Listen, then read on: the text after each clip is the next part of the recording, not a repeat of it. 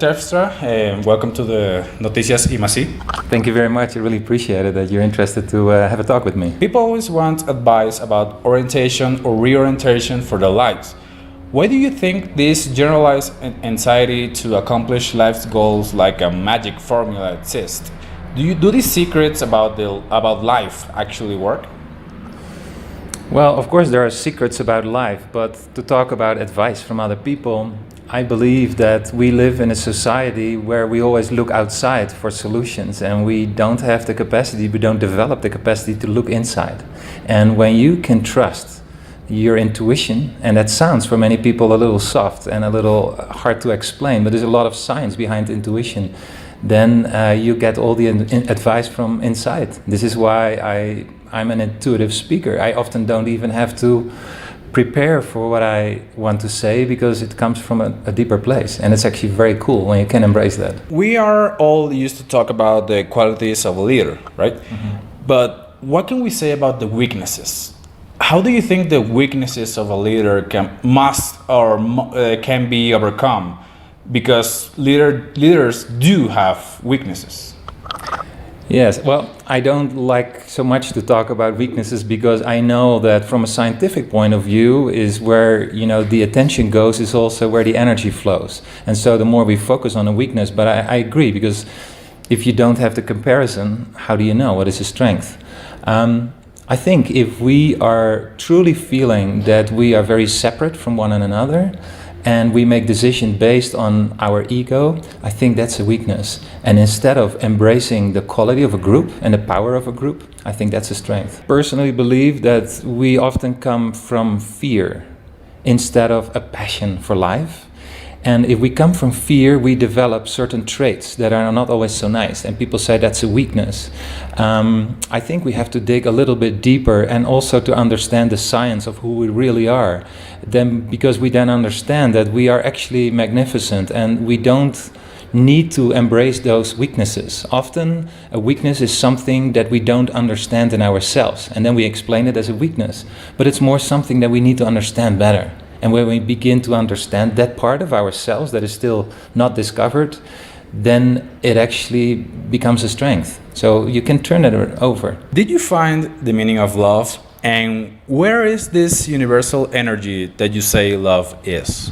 Yeah, love is often a scary thing to talk about, and it seems a little soft and squishy. And when you talk about love, I wrote an ebook. I interviewed a lot of people, and especially scientists, and I asked them, what does love mean to you?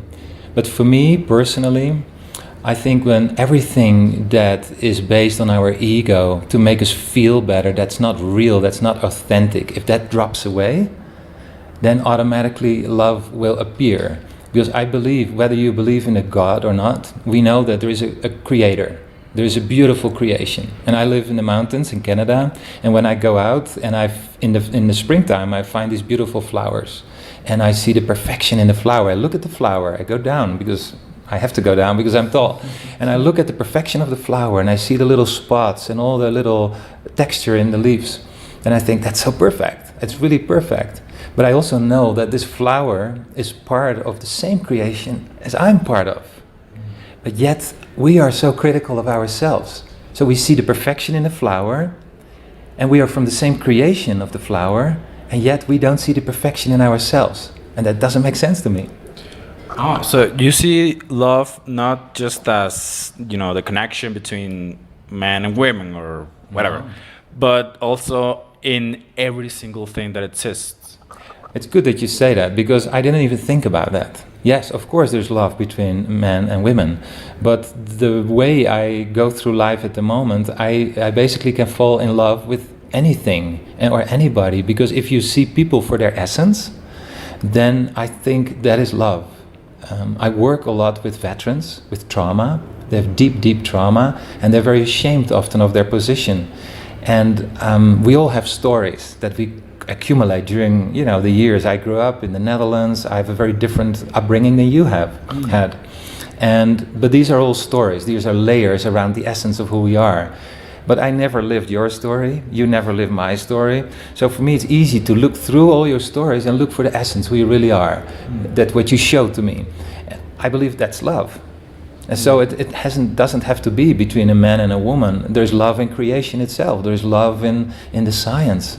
There's everywhere there is love. Here in Colombia, for example, because everybody knows that we have lived almost over half a century of war and conflict, and we all want peace already, like just a little and actually focus on, you know, investigations and in education and actually make things better.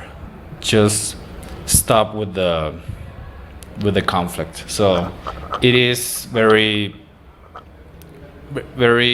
correct, very real what you are just saying. Thank you, but there's also, I have a hopeful message in that part as well. Because the veterans on a small scale that I work with, or a country like Colombia, it's of course not very much different in some ways.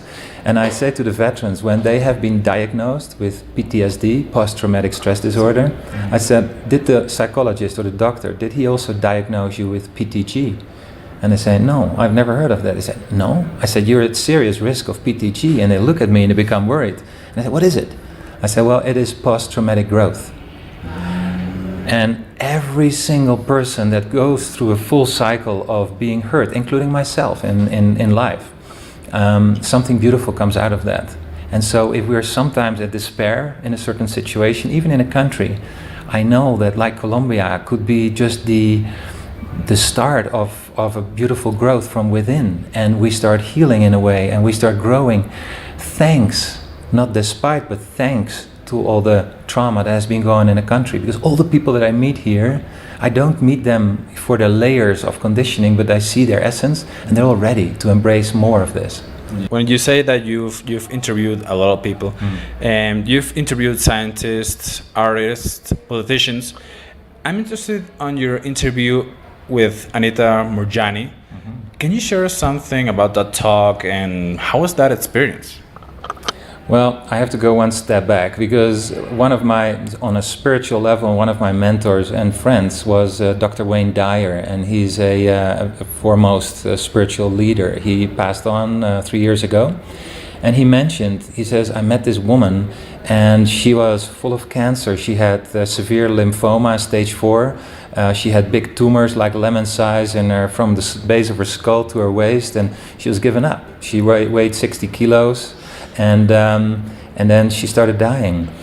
And while in this transition period, she got a very, very deep insight that the reason why she had cancer, and I won't go in all of that because that's a long story, and I've heard that more from people who have a near-death experience, like an NDE. Yeah. And she came back, but she knew when she came back that she would be completely healed.